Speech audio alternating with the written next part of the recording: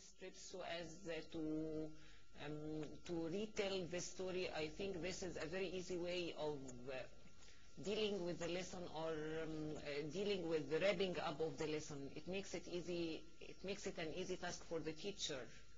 Yes. To achieve. Well, I'm sorry to say, what was the worst part of your lesson?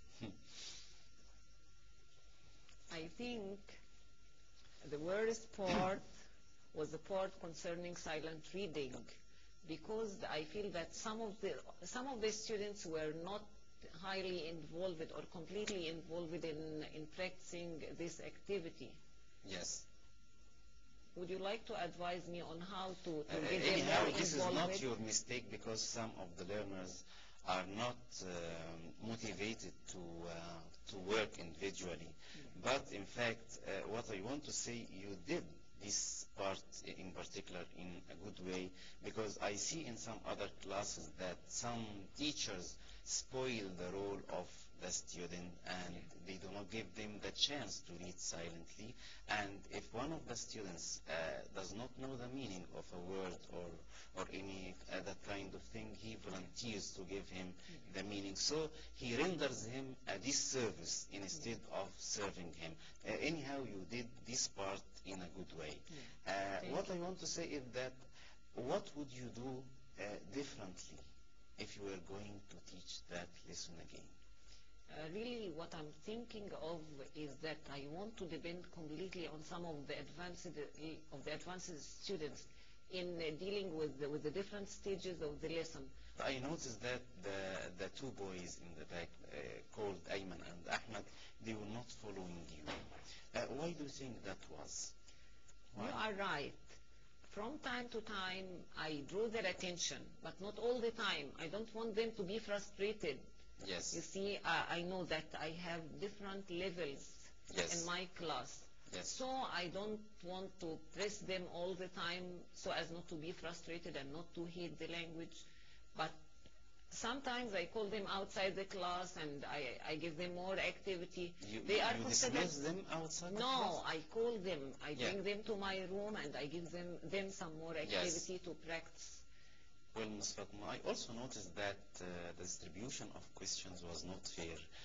You focused only on excellent students, and slow achievers were not given the chance to talk or even express themselves. Is it because I am here? Really, I didn't notice that, and thank you for drawing my attention to such a point, and I will consider this later on. Yes, thank you. Also, I'm sorry to say that you didn't give students enough wait time to answer questions, and you know this is against critical thinking, and as a teacher you know that we should encourage critical thinking. Yes, why so? You are right, I have been criticized many times for doing this, but really, you know, we have a lot of activities and we should finish quickly, maybe because there are many activities and I want to finish quickly. Yes, also I noticed that before you finished giving instructions concerning the group work, your students started working before you finish. Why do you think this happened? I think because they got accustomed to Is such it a an class activity. Habit? Yes. I think, no, maybe because they are aware of what they are going to do. Yes, they are aware of what they are going to do, yes. Yes, they are well trained, you mean? Yes. Yes. What would you like to concentrate on for next time? The supervisor and the teacher agree on the focus for the next visit. As I have just told you that I'm trying to develop myself and to develop my techniques, and so as to achieve all the goals. Fine. Well, Ms. Fatma, can I have a look at your students' written work? Yes, sure. Here you are.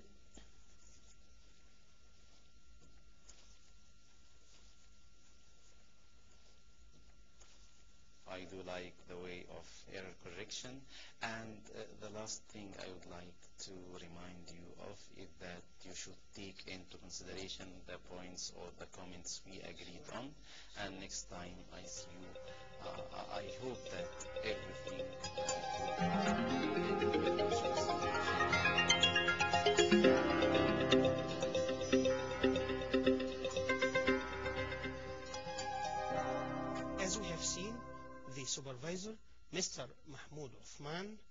applied the three-stage approach we presented earlier.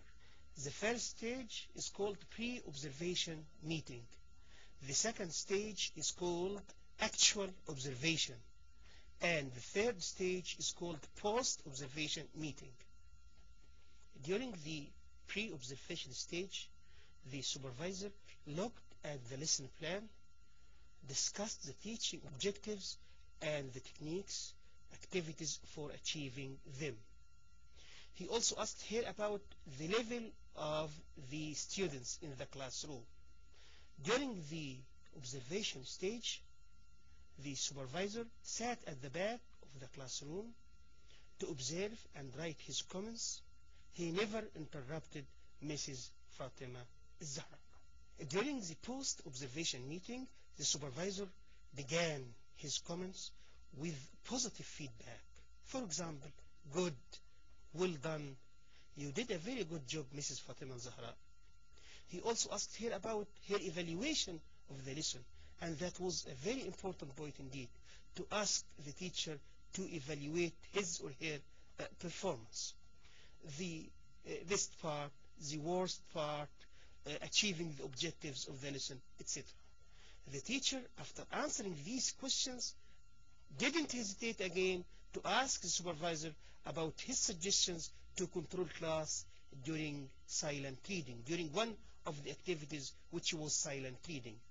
The supervisor also inquired about Ayman and Ahmad, who were not following Mrs. Fatima Zahra.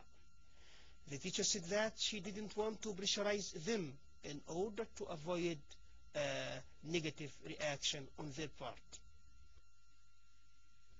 In fact, in the video clip, I seem supportive with the teachers, but in fact, sometimes I am not that supportive because, as you know, I am overloaded with supervising about 45 teachers in 15 schools. But in fact, I like this kind of clinical supervision for many reasons. First of all, it appeals to most of the teachers because the process of supervision is a challenging one, and the challenge stems from the fact that all teachers are intimidated to the process of supervision in general because of the model of supervision they inherited, which is authoritarian, judgmental, and and directive. Also, the traditional way of supervision is unannounced. A supervisor might visit the class without telling the teacher. So that's why teachers do not like supervision in general. We try as much as we can to make them have a good approach and a good trend towards supervision. If any of my colleagues, the supervisors, see the clip I was doing with my colleague Fatma, it's preferable if he is able to achieve that kind of thing. But as I said before, I think that all my colleagues are overloaded with the supervision of so many teachers, and they might not be able to achieve that. But anyhow, there must be a balance between the judgmental and the developmental models of supervision. Last but not least, I would like to add something to my colleagues, the supervisors. I would like them to play the role of the mentor.